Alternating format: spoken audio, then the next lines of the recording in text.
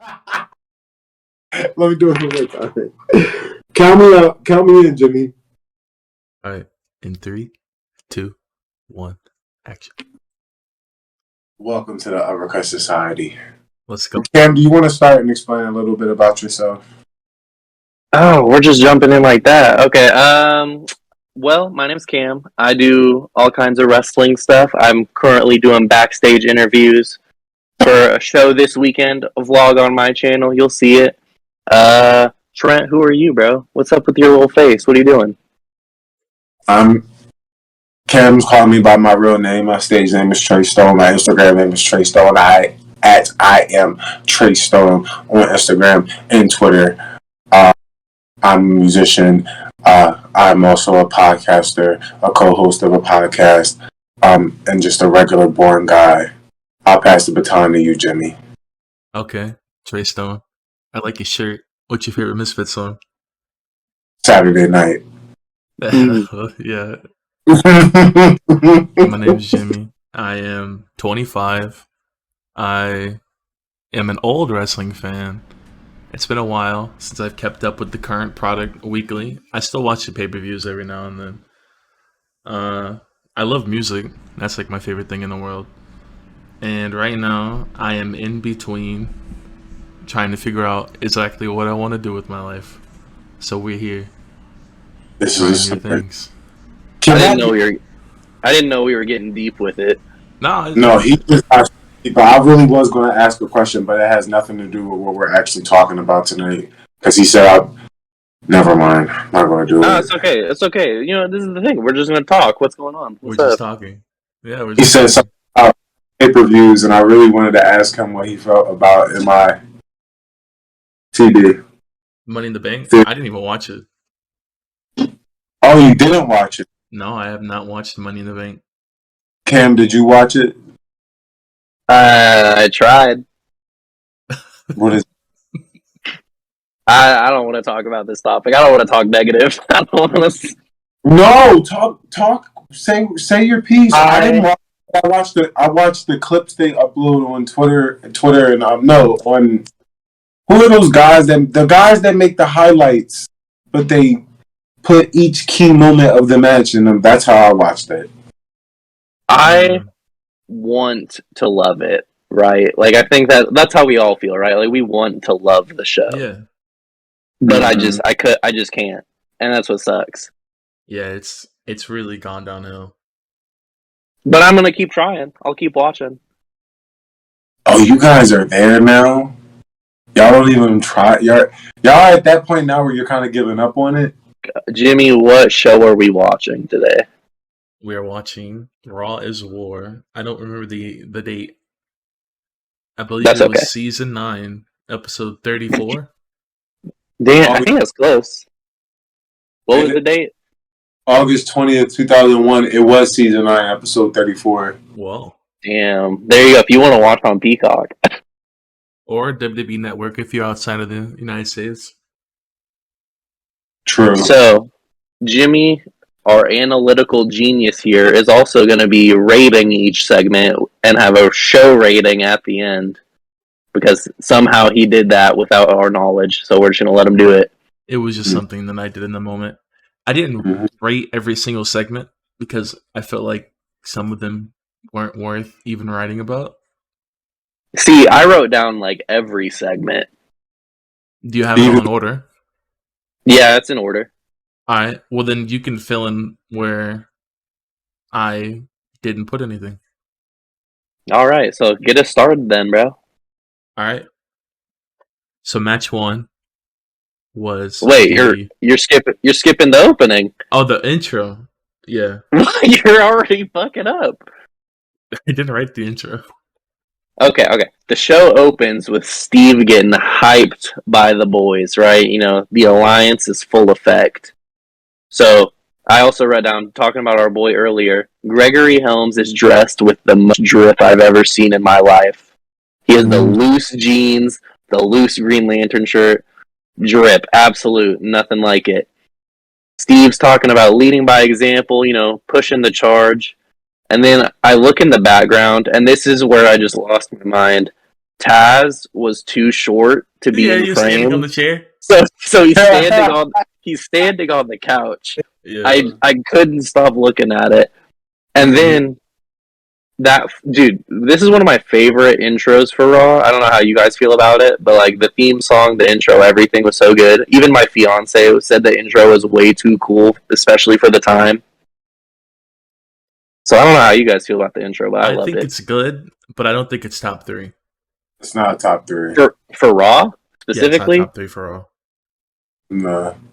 The next one, the one they used after this one, when the ruthless aggression was about to pop off, with the blue girl dancing, like the charge, that's like number. That's got to be like number 1. That's got I was gonna say you would think that would be number 1, but the one after that, I Just Want to Be Loved by Papa Roach. How did that one? I just want to be loved. Yeah, whoa. Yeah, that one. That one's fire. Yeah, I think that one is only ranked that high because of the time, how long they kept it. They only kept it for 3 years. That's still a long time. They didn't keep the one before that for that longer than that. For about 4. For about 4 like, years. 05 maybe. Yeah. Sure. Oh, late 05, because ECW, that's when they started going into, remember, this is when HDTV was coming out, so they switched. Well, it became a different theme in 2006. So that's when it ended. Yeah, so I think that one probably didn't have as long. We have to do our Googles on that. I like how we're getting sidetracked. Okay. So I didn't realize until they showed the graphic. Dude, the fucking DDP stalking Undertaker's wife story was happening at this time. Yes. I've never watched anything regarding that story. I just know about it. So I was not prepared. Yeah, and I am not a fan of the booking of that either. Y'all didn't like the DDP Undertaker feud? Well, I never saw it. No? I'm not a fan of it. That was how he debuted. I know. Yeah, well, he not have a very great run. No. Overall. No. They didn't push him. They just didn't push him. I was actually one of my notes. I was going to talk about somebody during that time period, but DDP's run was short, and I think that was only short because I think he didn't want to be. His interest in wrestling at that point was starting to. You guys know how they did the vignettes before that with the distorted voice?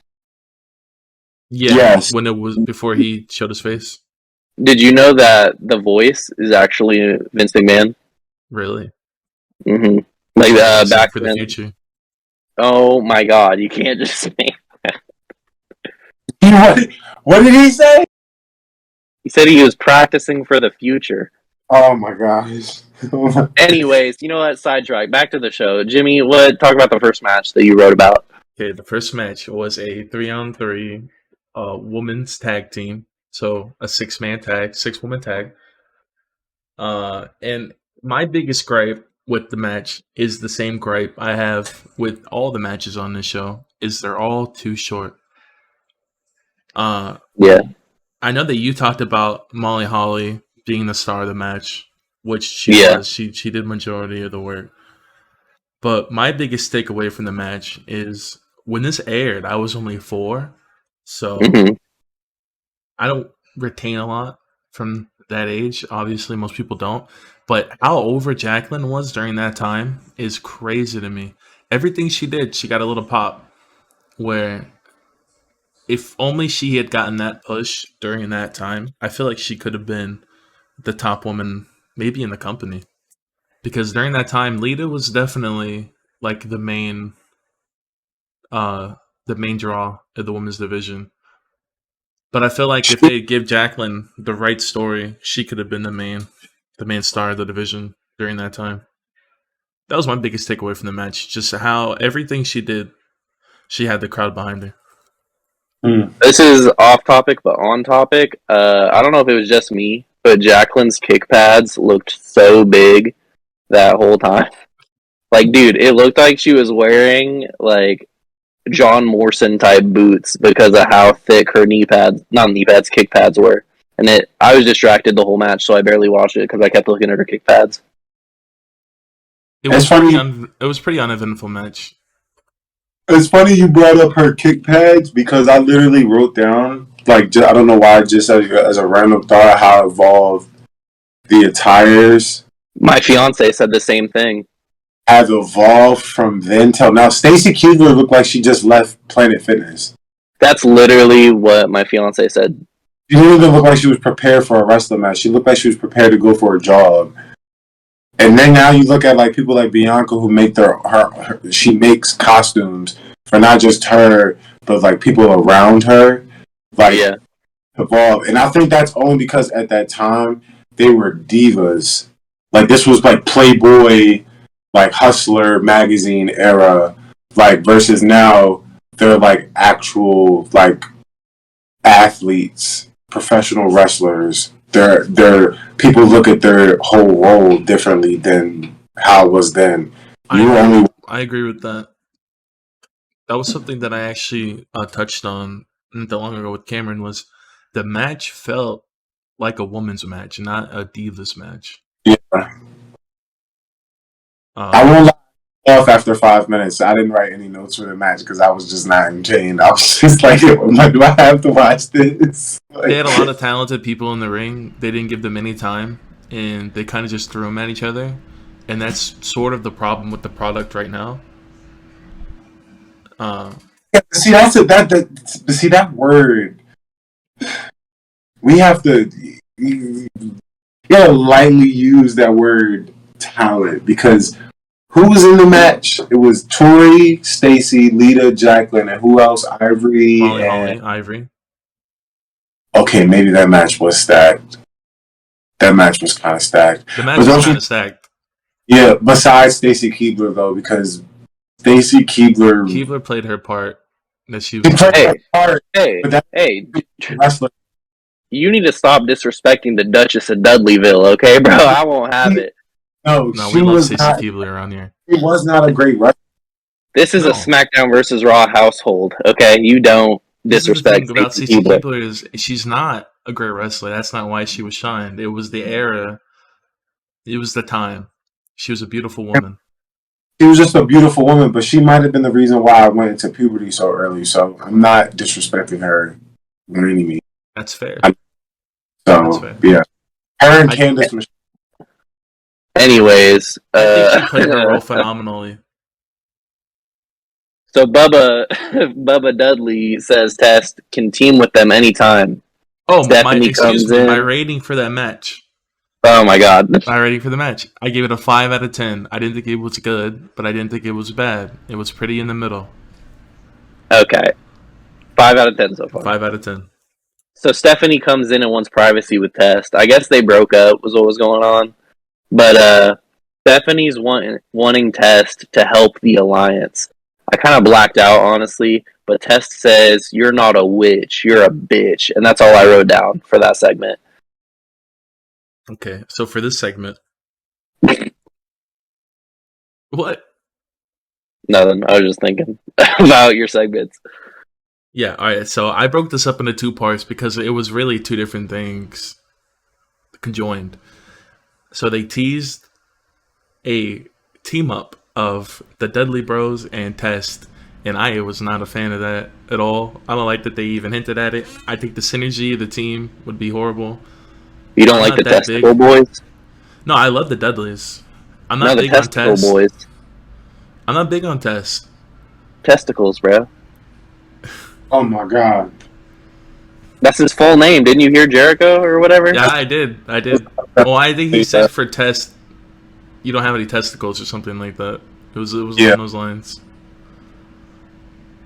But I just looked and thought about the idea of those 3 teaming up, and I did not like it. I think the synergy would be bad.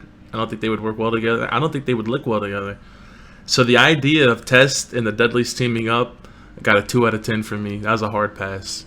Now for the second half of the segment, the Stephanie and the Test talking to each other backstage, they hinted at the old storyline of them getting married, and Triple H interfering, marrying her. They hinted at that. He did call her a bitch, which was the highlight of the segment, but it was still not a great segment. It feels like they're trying really hard to make this. They're trying too hard to make the Alliance storyline the coolest thing ever, and it makes it not cool. I feel like it's too artificial. And that's the biggest problem with the Alliance storyline for me. So even though what they were saying was entertaining, or at least that one line was entertaining, the overall arcing story isn't very good. So I gave this segment a 5 out of 10. Okay. And then next, my pizza showed up when The Rock came out. So I don't know what happened for that whole entrance and that half that promo. But I just wrote down that I love the big gold belt. So good. Why is it not still around? Oh God, you don't want to go there. Yeah, I don't want to go on a 10-minute rant about it. My phone would die before that happens. I don't. Belts back then looked so they looked so damn good. Oh my God, I was staring at it the entire time. I remember when they sold them in the stores, and when you would break the strap, you would have to go and buy a new one because you tried to tape it, but you had to just go and buy a new one. Oh my God, I would want to take that to school with me every morning. It was just so pretty. The red, whatever rubies or whatever in the corner, like it just. It reminds me of what I think, and this is going to sound crazy. It reminds me of kind of what I think AEW was kind of going for and form. Okay, so anyways, we're gonna move on to the next segment. No, not exactly how it looks. I'm talking about like the form, like it being like such a broad belt. It's a big belt. Yeah, that's like you compare that belt to like the shapes of the Universal and the heavyweight champion belt now. It's like they look like tag team champions compared to the heavyweight belt. Yeah, so I came back when Booker T came out. You don't want to get on a championship rant? Bro, my phone will die if we go on this. Because I know we'll talk about it. A year away from the peak era of championships. The big oval, WCW, those 2002 WWE and World Tag Team Championships, the blue and the red ones. Dude, I love that Intercontinental design. I love so much. I love that more than like the classic. The oval, because those are the classic. I love that. Those are the that is the classic to us. That's why. The oval is so good. The oval is phenomenal. The white belt is the best looking Intercontinental belt. It is good looking. It's a beautiful belt. I'm not gonna lie to you. I think I like the new one better than the one you guys are talking about. What? I don't like that belt at all. I like how unique the new one looks, but it's not as good as those two. How do you guys feel about Booker T in this segment? And are you talking about Little T? Little T. Talking about Little T? That's like bro, Little T. That's when were actually pretty like comical, and they didn't seem forced. Like you look at how entertaining that was, and then you have like a few weeks ago you have Theory and Lashley doing like that pose contest in the middle of the ring, and it just seemed like the audience wasn't even into it, and that lets you know how powerful wrestlers were back then with not even like their mic or promo skills, but just the aura of who they were. They could grab the attention just by being there. Theory and Bobby couldn't keep the crowd quiet, couldn't bring any emotion from the crowd whatsoever, and they were doing like body poses like the Young Bucks. Bro, what? We have a look of doubt. You're talking about my guy Lashley, bro? Dude, what are you talking about? That is my guy. Oh, do you get what I'm trying to do there? Do you get what I'm saying? Like the entertainment value of back then versus Big Bob is my guy, bro. I'm not gonna have this slander. I'm plugging my phone in right now just because of this slander. I'm talking Oh, I'm talking about the. What You're are you talking talking about the about, bro? best ECW champion of all time. That's what I'm saying. No, I'm talking about the entertainment of the segment. no. Also, Not yeah, you know what? I don't want you to talk garbage on his pose down either, because I saw a pose down live once. the entertainment. That segment was terrible. You know what? There was You're nothing. wrong. There was nothing entertaining about that segment. That I little agree with you, hilarious. but I agree with you on this instance. With the little T segment, I didn't find that interesting at all. I thought it was horrible. I thought it That's made your. Booker T. I thought it made Booker T look bad. It made him look like a joke. They're kind of picking on this little person. He's out there and it's funny, but it's only funny because he's a little person. It's not, I feel like it's just in poor taste. That's how. Yeah. That's how cool it was back then. That's what y'all are forgetting. It was so. They were so insensitive. I think it was cool in 98, You 97. could never do that now. You could never do that now.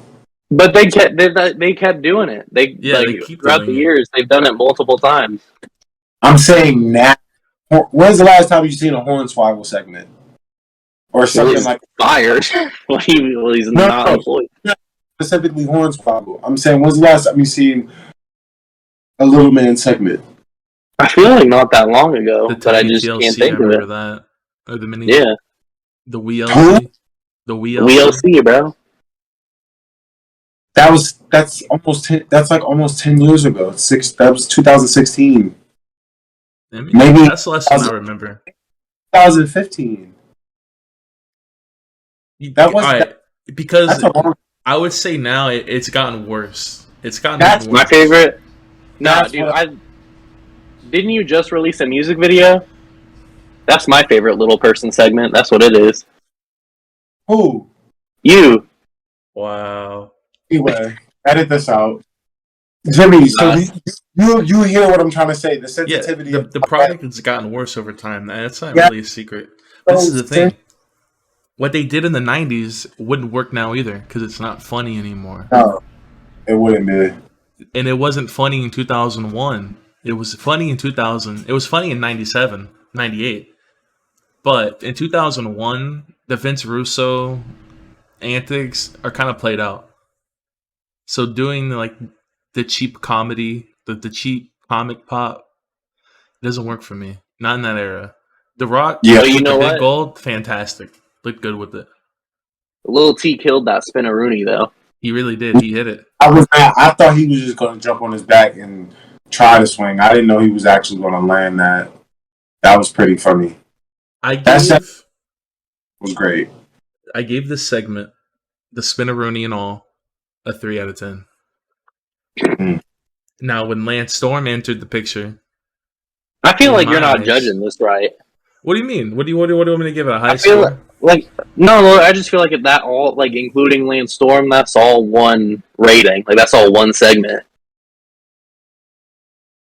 I feel like it became something else when Lance Storm came out because instead of talking about Booker T in that rivalry, it became Lance Storm challenging for the title.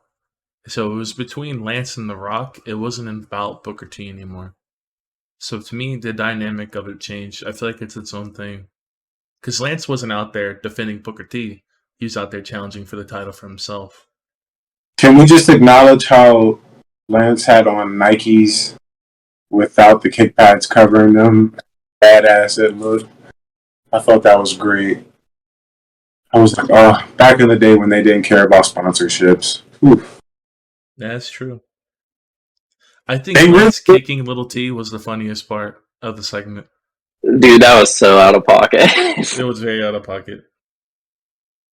That one, that got a chuckle out of me when he kicked the shit out of Little T. Because yeah, he Oh, laid it in, bro.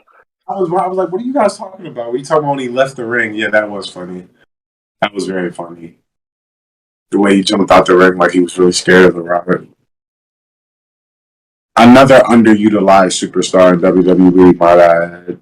Oh yeah, that was my biggest takeaway from. I guess I'll call it segment B or part B of the segment. So part A is the rivalry between Rock and Booker T. and then part B would be Lance Storm and The Rock. My biggest thing, and what made me excited, regardless of the bad comedy going on in the ring, was the idea of The Rock versus Lance Storm. Two really good workers. That should be a really good match. I was disappointed, and you'll hear about that later on because the match happens later on. But the idea of them challenging, or the idea of Lance Storm challenging The Rock for the WCW Championship, that's like a dream match. That's a good match. I wouldn't call it. I thought the idea of that was good, so I gave that a 6.5 out of 10. Highest rating so far. Highest rating so far, indeed. And it took The Rock to do it. It sounds like it took Lance Storm to do it.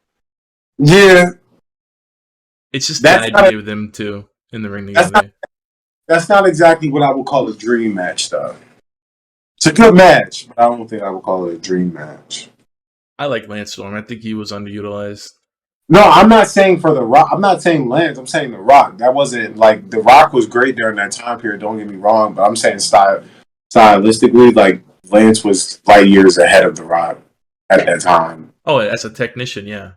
Yeah, so that's like now. If you were saying like if that was Brett and Lance Storm came out and interfered, or somebody like I don't know whoever was there during that time period that was super like gifted in the ring.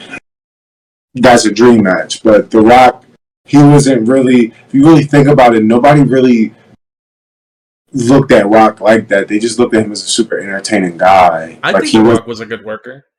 He was a good worker. He was a good worker, but there's a lot of wrestlers, even now, that you could say that like people don't look at them as like, oh, they're great wrestlers, but they're good workers. Going back to Theory, I don't think Theory is a great wrestler, but he's a good worker. Like he could put on a good match. Doesn't necessarily mean I think he's like a great performer. It just means like, oh, okay, like he knows how to do spots. He knows how to add on to things that the other wrestlers doing. And The Rock knew how to do that. He knew how to sell. He knew how to take his bumps and da da da da. But Lance was just, he comes from the Hart family dungeon. Like it's like you got to put somebody that comes from that. Yeah, but I also think that dynamic adds to it because you think of The Rock, the way you're explaining him is he's kind of a 5 moves of doom kind of person. Yeah. He has the rock bottom, the people's elbow, a suplex, a Samoan drop. The way you're explaining him sounds like he's a very limited moveset, but it takes those sort of performers, those Lance Storms, those Bret Harts, those Shawn Michaels, to be able to bring the best out of those types of performers.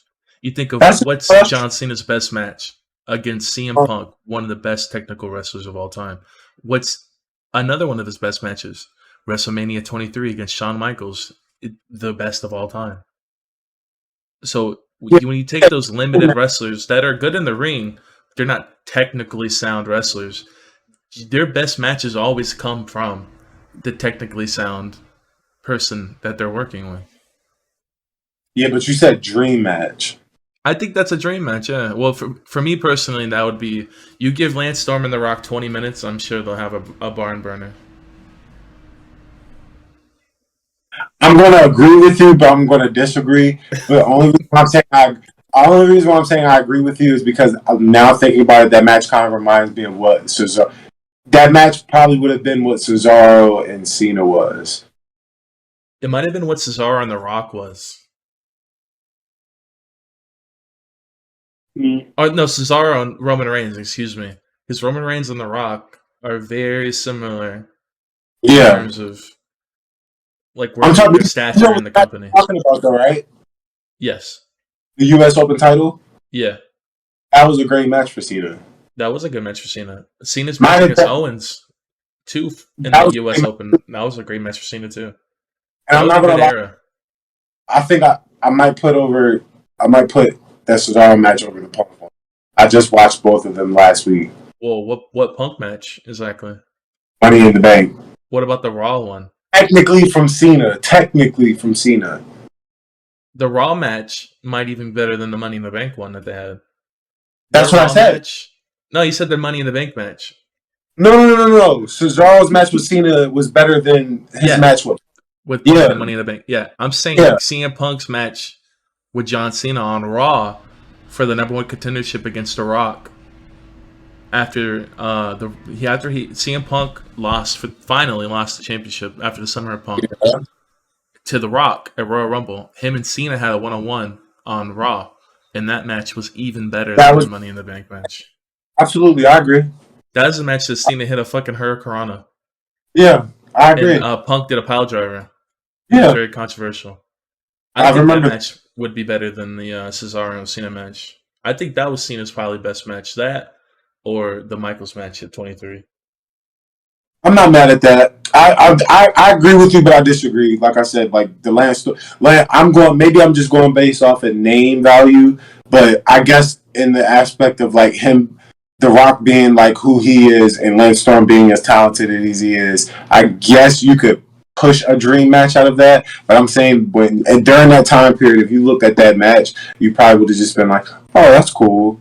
But it's an odd mix because you would never imagine seeing them in a ring together. They're very different. No, yeah, I wouldn't. That's why I said I agree, but I disagree. I agree with it'd have been great, but I don't agree with the term dream. Think of like 2008 William Regal versus Undertaker. Like two really good workers, but that would be an awkward match. It'd still be a good match though. It'd just be awkward to see William Regal in the ring with the Dead Man. I'm gonna agree but disagree at the same time. Okay. I get what your point you're trying to make though, but William Regal and Taker, bro, come on now. Yeah, that's a weird combination. No, not really. Not stylistically. No. Their fighting styles are a lot more similar than The Rock and Lance's match. Lance's. They have a very street. They're shooters. Yeah, they're like street fighting. Yeah, they're punching for real. They're kicking. Regal's gonna do his suplexes. Taker's gonna do his pile drivers. Like that's like more of like that's a dream match. That's a dream match. See, I sort of see Lance Storm and The Rock in a similar light as I see those two. That's what I said. I agree with what you said. I just disagree with the term dream. It will be a great match because of how you explained it, but I don't think if you put on a match card right now, William Regal in 08 versus Taker at that time versus Lance Storm versus The Rock, what match are you going to be excited for? Oh, Taker and Regal. That's all I'm saying. That's more of a dream match. That's fine. We spent a lot of time on this. I'm at Cam. One bro, I blacked out. This is how we get the good content, though. We'll talk shit out. We'll splice it up. Come on, Taker and Regal. That's fantastic. That'd be a great match. I never thought about that in a million years. As many games as we've had, I don't think any of us have played that match before. I know I haven't, but okay. I would have never imagined them in the ring together. I'm sure they might have in WCW had a match, but that'd be drastically different than the characters that they had in WWE. That'd be an entirely different match. Yeah. So 6 out of... What did you say? You said 6 out of 10. I give it 6.5 out of 10. I agree. All right, what's next? After that was the 12-man tag. I don't have a lot on this. I wrote a couple random things down. Sean O'Hare, so effing good. Absolute freak of nature. I feel like you just never got that extra it factor, nice I guess. That was a really nice moonsault he hit. On the I wrote Big Show looks so goofy with the singlet that doesn't go down his legs, like it stops at like trunk level. Dude, the 3D, I don't know how they're so smooth with it every time. I wrote that down. Yeah, the reverse 3D was nice. And then I wrote down. Go ahead. I wrote down that Scotty. No, I want Trent to be back whenever I say this. So you go ahead. Okay, my biggest gripe with the match is Billy Gunn having tights with no logo on it. What is going on with that? He had pure blue tights. He just, the jorts. That's The why. chosen one. They weren't jorts. They were tights. No, I'm saying like the jorts is where it was at. But just Kidman in the jorts. Tights, pure blue tights with no logo, nothing. He has nothing. No logo to push, no shirt to sell. Not even like I feel not even like some I don't know. Yeah, that's true. Just nothing. Not even, man. He was just wearing spandex. He wasn't promoting anything. That's what he was all about, that ring work, brother. He's the chosen one. That was his nickname during the time, apparently. They said, let's put a logo on there. He said, that doesn't work for me, brother. That doesn't work for me. He said, what? What? Trent, bro, where the F are you? I see you off the end of the screen. You know what, Jimmy? I'll just say it to you since he won't appreciate it. So, Scotty Too Hottie hit the worm. Shout out WWE 13 for my finisher. Just saying. Yeah. A1. Scotty Too Hottie. All you guys were so annoyed when I would use that. Because it took so long. Yeah, and that was during the time you couldn't break it up. Yeah. Yeah. So I was, you know what, Trent, can you hear me? I heard you the entire time. I was looking for a card. Yeah, I'd say that too if I smelled. Anyways, Gregory Helms talks about Stone Cold, then rants about Green Lantern in this segment after the match. They're doing this sort of tribute package thing. Oh my god, you're rating. Yeah, you're the one who told me to do the rating. All right, bro. What's up? What is HL picking up the win was nice to see. Mm-hmm. The match was a nothing salad. Yeah. Nor good or bad. So it gets the classic 5 out of 10. That moonsault, though, was very smooth. The one towards the end of the match. So, on to... And then, so I don't know how to describe this, really. Like, how would you describe what every superstar is doing for Stone Cold Appreciation Night tonight? I feel like they're being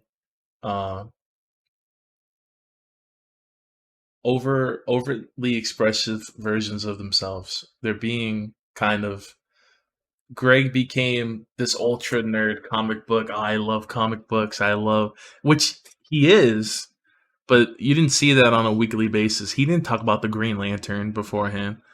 And Sean Stasiak can play dumb weekly, but not as dumb as he had done talking about Stone Cold. It seems like they just became extra versions of themselves during Stone Cold what is it? Appreciation Night. Expression Night. Ayo. Expression. So, shout out NWA. Then after this Gregory Helms little tribute thing was my favorite part of the night. I don't know if you guys saw it. I mean, I'm assuming you did. Kane in a Chef Boyardee commercial really made my spirits feel good after this. Yeah, he made those cans pop. Yeah, bro. He was just hungry. That time is stellar. I don't know. Maybe I don't want to say that stuff like that isn't going on now with the emergence of like social media and like like the cricket commercial with Charlotte and stuff like that. Like it's just not as funny. It just doesn't hit the same. Who's a scary character right now in WWE? Like currently, we don't have any. There isn't. Yeah, that's what I was thinking. Because the reason that Kane Boyardee thing is so funny is because he shouldn't be there. But we could be having a scary character. Yeah, they're teasing one. No, it's just Edge, bro. It's just Edge. What's going to be hilarious is if it's actually not Edge. It definitely is not Bray. I'm not saying... definitely not Bray. There's no way. I'm not saying anything. Could be both. Cody Rhodes did go to WWE. I mean, anything can happen. CM Punk unretired. Anything can happen. It could be both. What do you mean? Oh, it could be Edge and Bray? He could No, it join could be Bo. Bo. Bo Dallas. Bo Dallas. Bo And, Wyatt. and like I Boba. don't say that it can't happen. You just gotta believe. It's gonna be Bo Wyatt, and his gimmick is gonna be the Ghoul instead of the Fiend. And he's gonna have a Bo, mask and everything. Bo Wyatt. Bo Wyatt. I love that name, Bo Wyatt. Yeah. So then we see Miss Sarah Taker. You know it's Sarah Taker because she has a bandana on. You know, represent. Representing the badass family. Yeah, bro. The bikers. What's up? Jericho comes out. Jericho comes out with the best Titantron of all time. Doesn't matter what you guys say. Yeah, And a top it's 3 the theme best, song of all time. bro. Come on, you know I got you. Yeah, Fantastic. It's not better than Judas. bro. What? Judas is a good song, right? Before even it being an entrance, it's a good song, but it's still not even like top 10 entrances of all time. His entrance on AEW is his best entrance of all time. No, there's no way. I have a very strong argument as to why. I don't want to hear it. That's another episode. That's another episode. But you do realize that you can't with growth and understanding wrestling. You cannot just be like, okay, this is great and better than this because this was older. You know I got it's sonically. It's sonically here. Yeah. But name me one crowd that sang that theme song word for word. Me right now. I'm talking about the crowd. Right now. I like the crowd singing Shinsuke and Sami Zayn's theme more than I like the crowd singing Judas. I think no. Okay, here's the thing. I like the Judas singing a lot, but I think the song and the entrance are two different things. Yeah. Jericho's best song ever is "You Know I Got You," but like entrance, yeah, that first time he came out with Judas and the whole crowd saying that was so good. I'm not even talking about that entrance. I'm talking about the one they had. He's whatever weekly. No, not well. Yeah and no, but I'm talking about when they were on that boat or wherever they were shooting from that cruise. Yeah, that was like the first time it happened. Like when the ring was super small, and that entrance and the entrance, when he defended it against Mox, when the girl was singing. Yeah, when she was singing, I besides Roman. There's no better entrance than Chris Jericho. Roman? What's up with Roman's entrance? Roman's entrance is it's a spectacle. You really do got to see it to believe it. It's a beautiful entrance. That theme song. Well, that's one of the most streamed theme songs in wrestling history on streaming services, as far as like Apple and Spotify. I don't know. I'm taking out a lot of WWE's entrances just because of dude, the graphics thing they throw on there F's most of it all up for me. I'll say before graphics were better. Before we go to a different topic, as good as Jericho coming out and everybody's singing Judas's, it will never top the Millennium Man when he debuted with The Rock with the countdown. Yeah. No. You know I got you. It's too iconic. It's too iconic. Well, that's like WWE's #1 debut, though. Yeah, exactly. Yeah, so that goes without saying. But I'm saying, like, on a week like that, you can't go to an AEW show and him come out and you're not singing that song. No, you're gonna sing the song. I would sing the song. Hell, if I was there live. And that's why I said that entrance and song is better than that one specifically. Because please tell me one show that you heard the crowd singing word for word or going as crazy as they go for that song playing as they go for Judas. You can't tell me of Chris Jericho's themes. There isn't an instance of them doing that. but I still like the other one more. I still think the other one's better, personally. Yeah, personally, yeah. But you get that Judas has a bigger impact. Yeah, for sure. It's like Nakamura, right? His original theme was beloved. When it first came out, it was like the best theme in wrestling. And then when he turned heel and they added words to it, it kind of diminished the song a little bit. I wasn't really rocking with it when they added the Japanese rapper, but then they brought back the original theme that he had in NXT, and it was just right back to it. The guitar, the solo, the crowd chanting along to like the guitar. It's phenomenal. So it's kind of like I see it sort of similar to Judas, where it's a really good song, but it's just not what it used to be. It's changed. It's different. Are you talking about Judas now? I'm just talking about he had such an iconic theme song, and he changed to something that was really good, but it's not what it used to be. It's hard to accept the change. You're always gonna look at the past with rose-colored glasses, so you're always gonna be nostalgic. You're always gonna, oh yeah, the old theme was better. Yeah, that's true, but you can't deny impact. Because impact is something that you hear. It's not something that you can see. I have Judas in a playlist before it was even his theme song. I genuinely like the song. Yeah. No, because I remember when Punk used Cult of Personality, and we talked about when he did that, and I kept fanboying over that song, and you were like, yeah, that song was great before Punk did that. So it's just like... Yeah, it's a fantastic song. Yeah. I like that song from Guitar Hero. Shout out Guitar Hero. Guitar Hero 3. Right. That's when I started listening to that song. It was a fantastic song. But This Fire Burns is better than Cult of Personality. It's the superior theme. We're going to be on this all night. Don't do it. Guys, I'm not doing a 4-hour podcast. This is about to be... theme was better too. The one from 2002.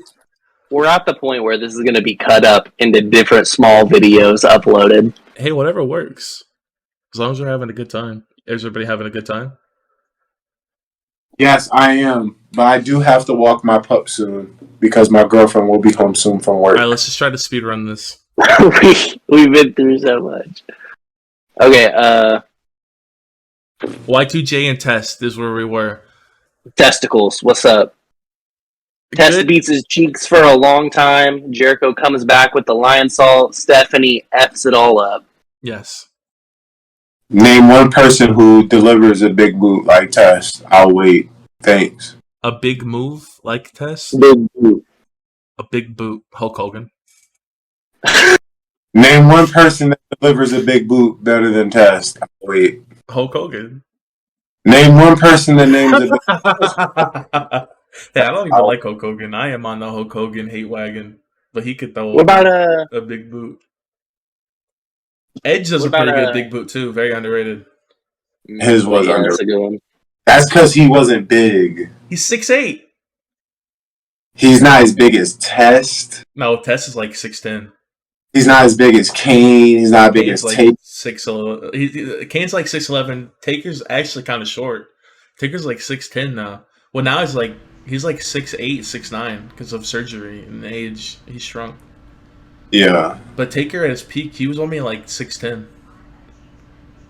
You're saying just 6'10" like that's short.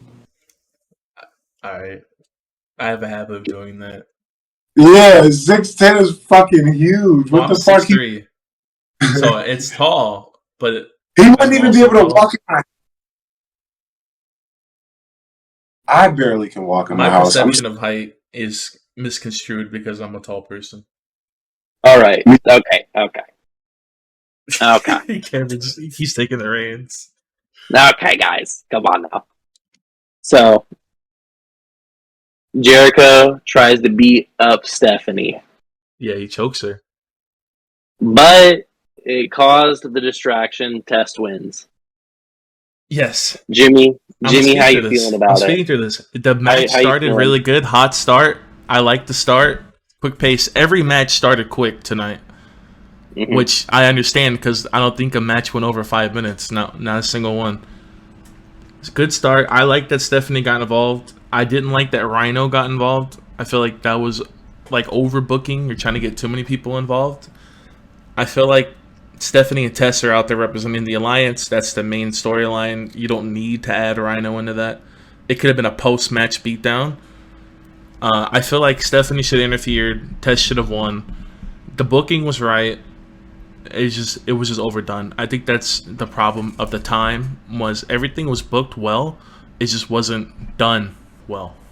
That was influence. Remember that, because if you remember One Night Stand when RVD and Cena fought, when Edge interfered in that match, Heyman said that was like the one moment he felt like that was like the original ECW. So when Heyman got into WWE during that time period, he had a lot of influence on the stuff that was going on in that period. And if you watch old ECW shows, I guarantee you there's at least one, I'll say even 2 matches on each show where that happens. The double interference.